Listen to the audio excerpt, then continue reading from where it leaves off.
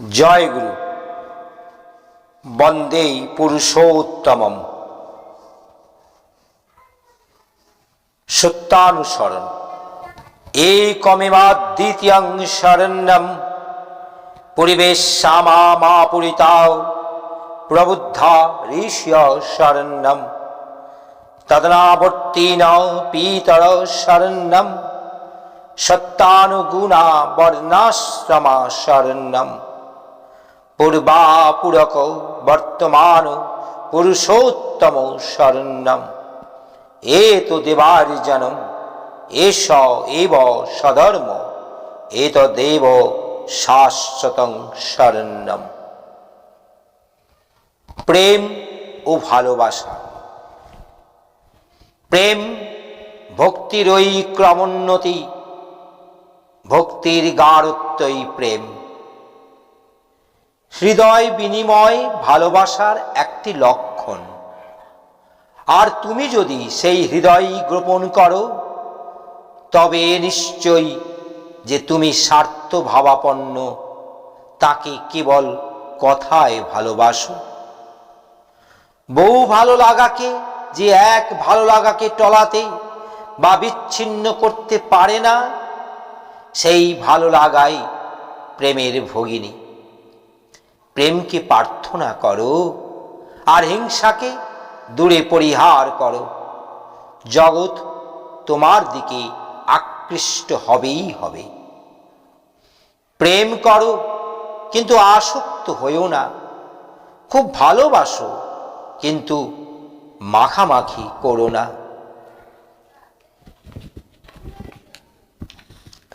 প্রেমের মতো আকর্ষণকারী বা কে? যে কেহ প্রেমের জন্য জীবন দান করে, সে প্রেমের জীবন লাভ করে। যদি প্রেম থাকে তবে অপরকে আমার বলো, কিন্তু স্বার্থ রেখো না। প্রেমের কথা বলার আগে প্রেম করো। বিস্তারে অস্তিত্ব হারাও কিন্তু নিভে যেও না। বিস্তারই জীবন, বিস্তারই প্রেম। তুমি যদি এমন শক্তি লাভ করে থাকো যাতে চন্দ্র সূর্য কক্ষচ্যুত করতে পারো, পৃথিবী ভেঙে টুকরা টুকরা করতে পারো, আর যদি হৃদয়ে প্রেম না থাকে, তবে তোমার কিছুই হয়নি। প্রিয়ের প্রতি ভালোবাসা বা মঙ্গলবিহীন কর্ম কখনো প্রেমের পরিচায়ক নয়। প্রিয়তমের জন্য কিছু করতে ইচ্ছা করে না, অথচ খুব ভালোবাসি, এ কথাও যা, আর সোনার পিতলে ঘুঘুও তাই। স্বার্থবুদ্ধি প্রায় উক্ত প্রকার ভালোবাসে। তাই ওই প্রকার নিষ্কাম ধর্মাক্রান্ত ভালোবাসা থেকে সাবধান হওয়া ভালো, নতুবা বিপদের সম্ভাবনাই অধিক। ভালোবাসো অথচ সে তোমার উপর জোর বা আধিপত্য, শাসন, অপমান, অভিমান কিংবা জিদ করলেই সুখ না হয়ে বরং উল্টো হয় বা মুছে যায়। আমি বলছি, তুমি ঠকবে বা ঠকাবে নিশ্চয়। তা যদি তুমি যতদিন এমনতর থাকো। তাই সাবধান হও। যদি এতটুকু লোকনিন্দা, উপহাস, স্বজানুরক্তি, স্বার্থহানি, অনাদর, আত্ম বা পরগঞ্জনা তোমার প্রেমাস্পদ হতে তোমাকে দূরে রাখতে পারে, তবে তোমার প্রেমই কত লজ্জাকর, কতই ক্ষীণ, তা নয় কি?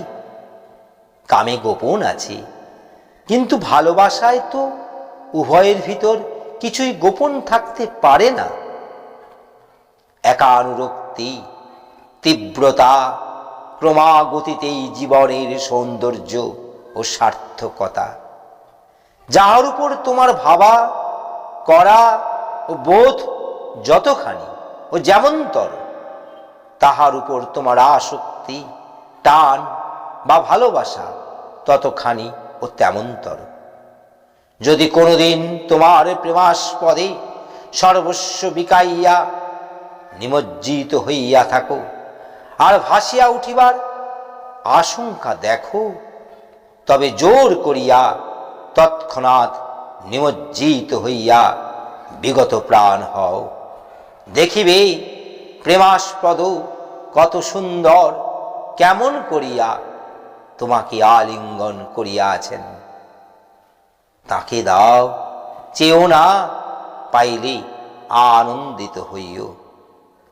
মিলনের আকুলতাকে কিছুতেই ত্যাগ করিও না, তা হইলে বিরহের ব্যথা মধুর হইবে না, আর দুঃখের ভিতর শান্তিকে অনুভব করিতে পারিবে না।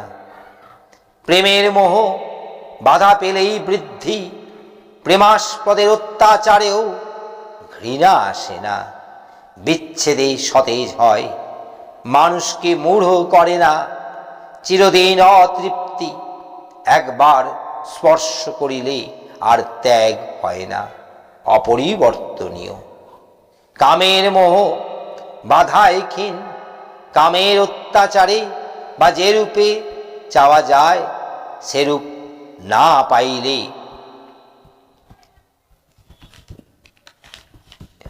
ঘৃণা বিচ্ছেদে ভুল মানুষকে কাপুরুষ ও মূঢ় করিয়া তোলে। ভোগেই তৃপ্তি, বিষাদ চিরদিন থাকে না, পরিবর্তনীয়। জয় গুরু, বন্দে পুরুষোত্তম।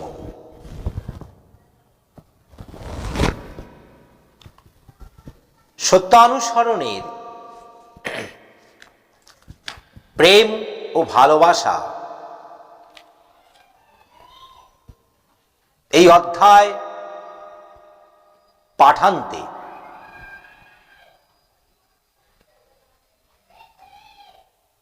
আমার বোধে যতটুকু ধরা পড়ে, প্রেমের এক দৃষ্টান্ত স্বরূপ ব্যক্তিত্ব আমার ঠাকুর।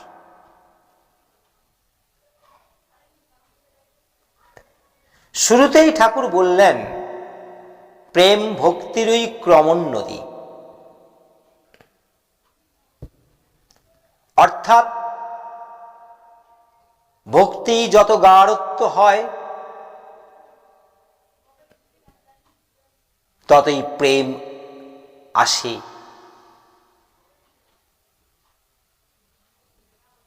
এই প্রেমকে প্রার্থনা করতে হলে ভক্তির গাঢ়ত্বকে বাড়াতে হয়। কারণ তারপরেই বললেন, ভক্তির গাঢ়ত্বই প্রেম। ভালোবাসা কিন্তু হৃদয় বিনিময়, আর তুমি যদি সেই হৃদয়কে গোপন করো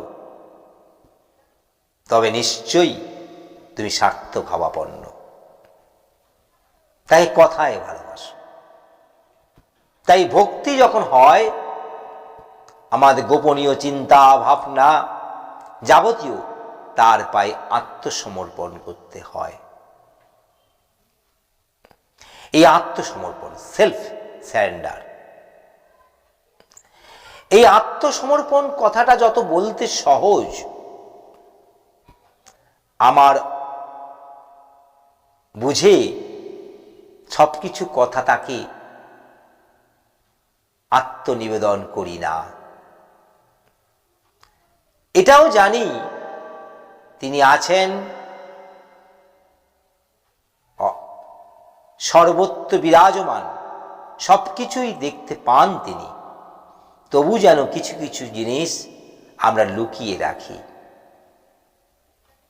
তাই প্রেম পেতে গেলে আগে প্রেমকে প্রার্থনা করতে হয়।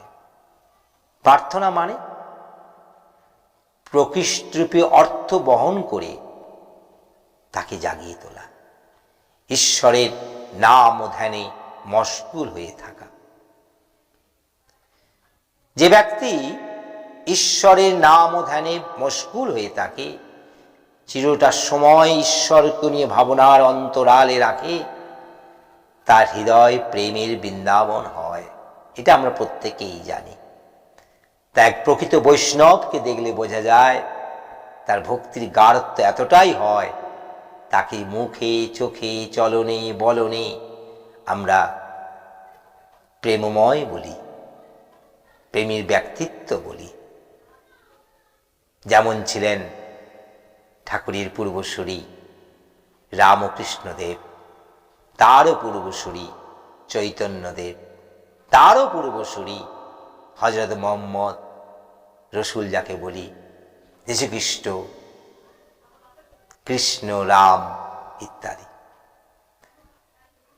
পুরুষ পরাৎপরাৎ পরম পুরুষের ধারাবাহিকতায় এরাই ছিল প্রেমময় ব্যক্তি। তাই আমরা ধ্বনি দিই পরম প্রেমময় শ্রী শ্রী ঠাকুর অনুকূলচন্দ্র জি কি জয়। কিন্তু তার জয়ের ধ্বনি তখনই সৌন্দর্য হয়ে ওঠে, মানে চলে যদি আমরা ওই রকম ব্যক্তিত্বের কিছুটা অনুসরণ করতে পারি। আবারও বললেন, প্রেম করো কিন্তু মাখামাখি করো না, ভালোবাসো কিন্তু মাখামাখি করো না, প্রেম করো কিন্তু আসক্ত হইও না। এই আসক্ত জিনিসটা খুব জটিল জিনিস। প্রেম করা মানে আসক্ত নয়, প্রেম করা মানে তাকে চেনা। এক কথায় বোঝা যায় তাকে চেনা, যে চেনার মধ্যে কোনো খাত থাকে না। আর আসক্ত হলে অনেক খাত, প্রেম করতে গিয়ে প্রেমের আঙিনাতে খাত ঢুকে পড়ে। তাই প্রেম করো কিন্তু আসক্ত হও না, ভালোবাসো কিন্তু মাখামাখি করো না। আবার বললেন কি, খুব সুন্দর একটি কথা, তুমি যদি এমন শক্তি লাভ করে থাকো, আমাদের জগতে অনেক মানুষ আছেন এতটাই শক্তিবান, এতটাই চরম উন্নতি স্তরে আছে, তারা হয়তো চন্দ্র সূর্যকে কক্ষচ্যুত করতে পারে, পৃথিবী ভেঙে টুকরো টুকরো করতে পারে, কিন্তু যদি হৃদয়ে প্রেম না থাকে তা তোমার কিছুই হয়নি। তাই প্রেমময় ব্যক্তিত্ব চন্দ্র সূর্য কক্ষচ্যুতকারী ব্যক্তির চেয়ে অনেক ঊর্ধ্বে। কারণ প্রেম দিয়েই তো সবকিছু। প্রেম ছাড়া এই জগৎ চলে না, প্রেম ছাড়া হৃদয় বিনিময় হয় না, প্রেম ছাড়া শুক্রাণু ডিম্বাণুর মিলন ঘটে না, প্রেম ছাড়া উদ্ভিদের পুংজননকোষ থেকে শুরু করে স্ত্রী জননকোষ ডিম্বাণুর মিলনে একটি বীজ গঠিত হয় না। তাই প্রেম একটা আসল জিনিস। এই প্রেমকে এমন করতে হয়, যিনি বললেন প্রেমের মোহ বাধা পেলেই ক্ষীণ বৃদ্ধি হয়, প্রেমাস্পদে অত্যাচারে ঘৃণা আসে না, বিচ্ছেদ সতেজ হয়, মানুষকে মুড়েও করে না। সেই প্রেম আমাদের ঠাকুর অনুকূলচন্দ্রের জীবনে বহু ঘটনা প্রেমময় ব্যক্তিত্ব নিয়ে আমরা দেখেছি। বহু তার ভক্তবৃন্দরা কিভাবে ঠাকুরকে ভালোবাসতেন, এই ভালোবাসার জোরে কর্মে আনে সফলতা, জীবনে উত্থান, সে ঘটনা অনেক আমরা জানি। সত্য দত্ত থেকে শুরু করে, কিশোরী মোহন থেকে শুরু করে, আরও অন্যান্য বিদগ্ধ কৃষ্ণলাল ভক্ত থেকে শুরু করে, প্রেমের দ্বারা পদ্মার জলকে কমিয়ে দিয়েছিলেন এই কৃষ্ণলাল। এই এক ঘটনা আমরা শুনেছি বা দেখেছি না, শুনেছি। কারণ আমরা যখন বইগুলো পাঠ করি, আপনাদেরও বলি বইগুলো শুনবেন, পড়বেন। আমার যেমন তাকে দেখি দেওয়া আছে, ওখান থেকে অনেক পর্ব এসেছি, পর্বগুলো লক্ষ্য করুন, শুনবেন। সেখানে কত ঘটনা, কিভাবে প্রেমময় ব্যক্তিত্বের সান্নিধ্যে সে কত ভক্তবৃন্দ, যারা হয়তো একটা সময় তারা খুবই খারাপ ছিলেন, তারা ভালো হয়েছেন। প্রেমের স্পর্শে, তার দয়ায় তারা এক এক ভক্ত প্রবর হয়ে উঠেছেন। জয় গুরু, বন্দে পুরুষোত্তম।